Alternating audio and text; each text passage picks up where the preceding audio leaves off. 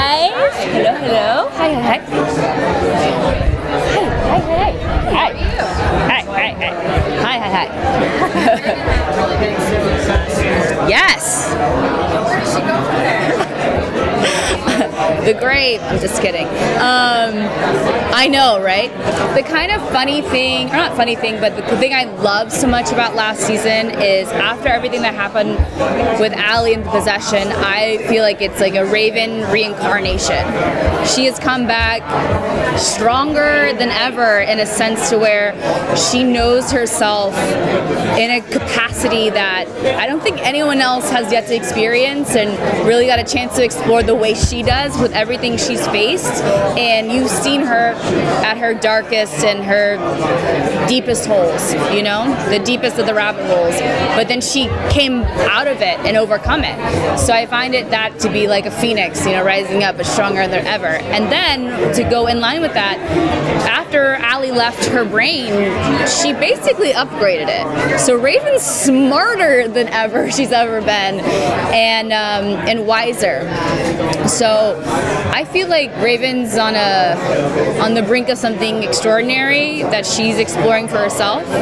She's still feeling, you know, the pain has come back and everything, but I think it's taught her such a profound lesson about her true inner strength to be able to overcome that and to choose human pain and free will and humanity over being numb and a zombie just to be pain-free. So with that sense, I think she's on the brink of something good. Yeah, I don't know about lighter. I mean, she's just stronger. She can endure anything now, you know?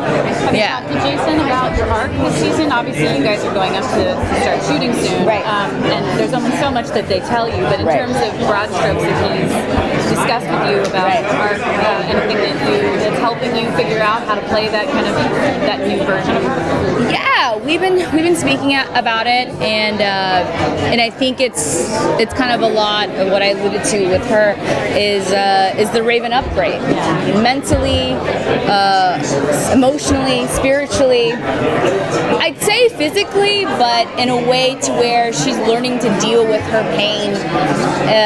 She's learning to manage her pain. Before, it used to be just an obstacle she had never faced before and couldn't overcome, but now she has basically asked for it back, and now is grateful for it because she's had the ladder, you know what I mean, in a wicked sense. She's had the ladder, so she respects it in a different level.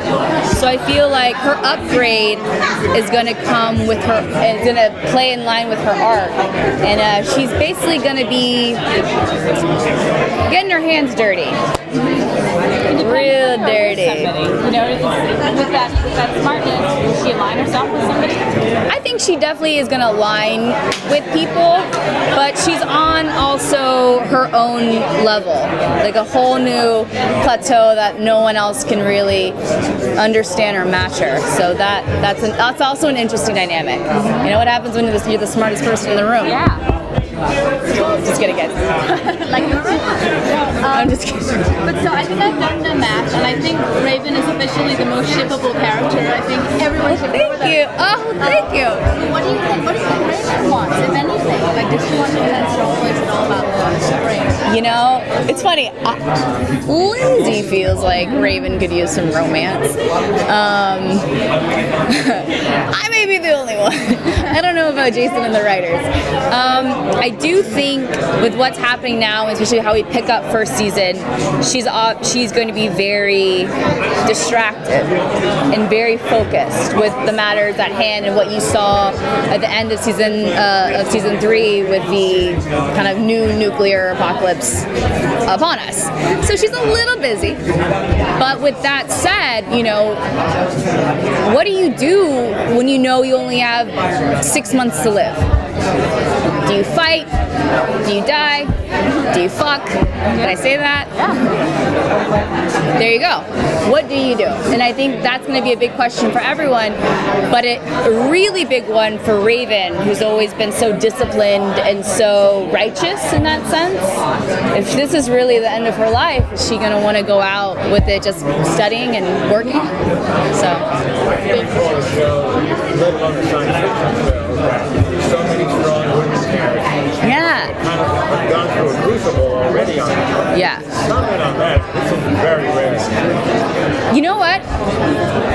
extremely rare, and for that I'm so grateful, and I feel so privileged, and like I get like goosebumps talking about it, because that's just like my personal like motto and mantra and like everything I'm about as a woman. But then at the same time, it saddens me that it's 2016 and this just now occurred, and I want to shake everybody and be like, why? But why? Like, women are badass, women are completely capable, and it's like, it's shocking.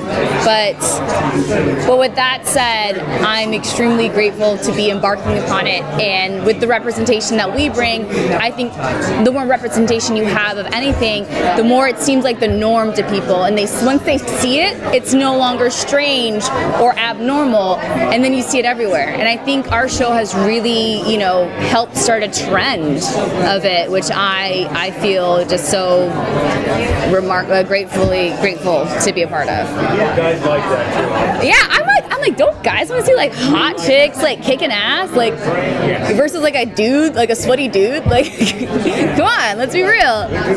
And girls, it's like, you know, envision yourself to be empowered and like to know what you're capable, because unfortunately our society won't tell you to do that. So you need, I think everyone, you know, we need stories like this that inspire us to be better than ourselves.